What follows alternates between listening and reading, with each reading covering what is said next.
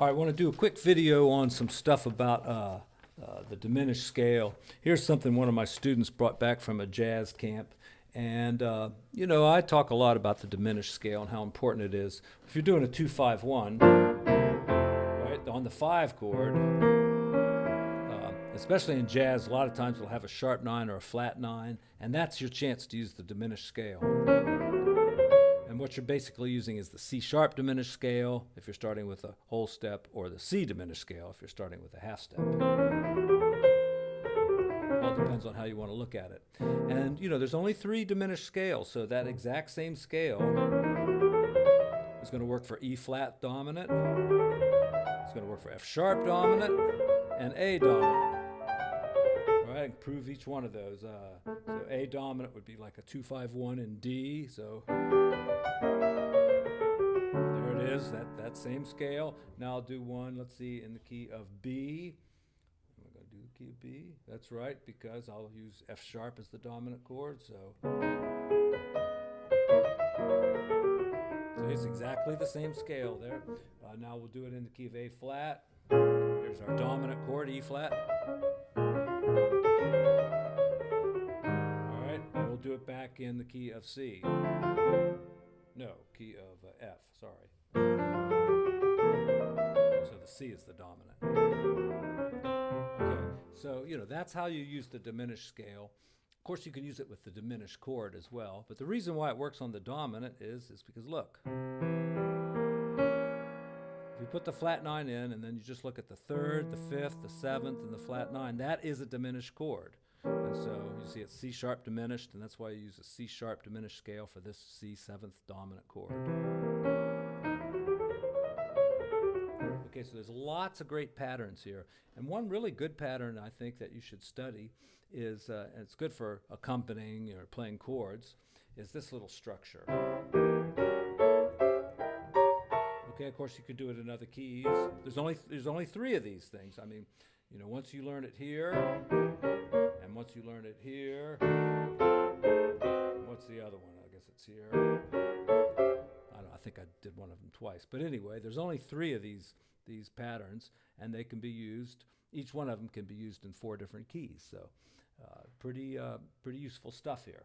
Okay, so let's just take a look at it. Here's our diminished scale. We're going to use that for C dominant. And I'm going to use, every one of these notes is in that scale. I'm taking a C triad, the E flat triad, the F triad, and the A triad.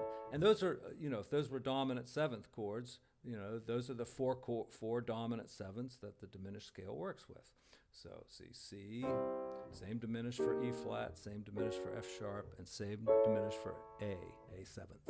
Okay? And then what we do is, what do we do? Yeah, we put the flat 9 down here in the bass. Okay? So for C, we've got that. And we just move this up by minor thirds. Or down. Alright, and used in a 2-5-1, here's G minor. And here's the one I'm talking about. We come back into F. So G minor. And then here it is. I'll go the other way this time. So G minor. Let's see what I've got to do here. G minor. Okay, you know, if you're wondering what I'm doing what's called drop 2 voicings. I have not done a video about this yet. Let's just use G minor. G minor, okay? And then C and F. All right, that's a 2-5-1 and F.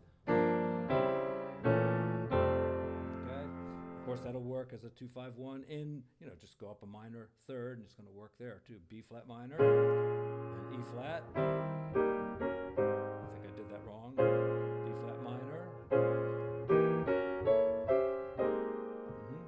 Same exact chords there, see? But in a completely different key. You know, we were in F. Now we're in A flat. Same chords, okay? And you can use this as a solo. You go like, you have a nice kind of a pattern in there, you know? That kind of thing.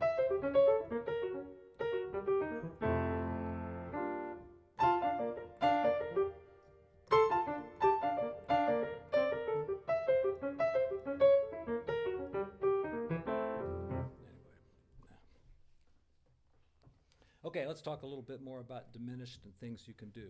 So notice in the diminished scale that we use on a dominant seventh, the top four notes are just like Mixolydian, right? You just got notes in the scale. And if you think about going up in minor thirds, like the E flat, like if you were an E flat, and then F sharp, and then A, you could use all of that as part of your improv here, see?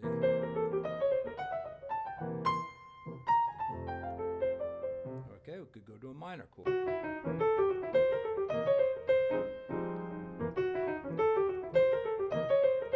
See?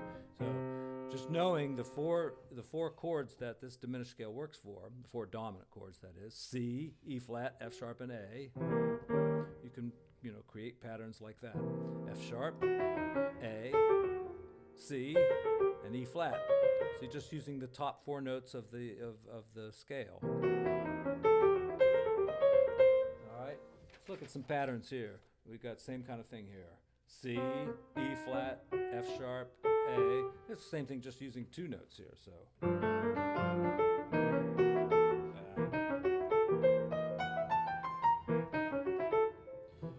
Be wise to work out a fingering for this kind of thing too. I don't have one, but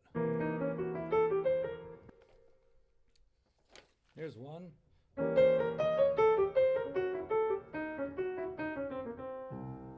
I'll show you a place where you hear a diminished scale in a song, and that's the string line of Unforgettable.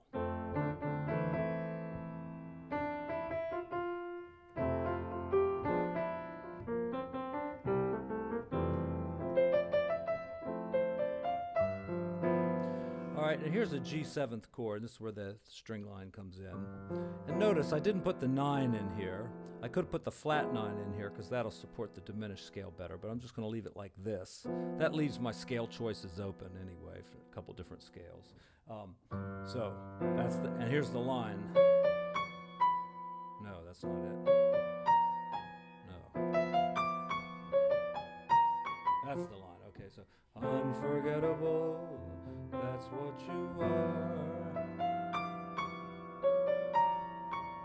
And that's this diminished scale. G, there's the flat 9, so it's going to be built on that diminished chord. That's the scale. And it's kind of like one of these patterns here almost. There's one down here that kind of looks like that. Where's that fucker?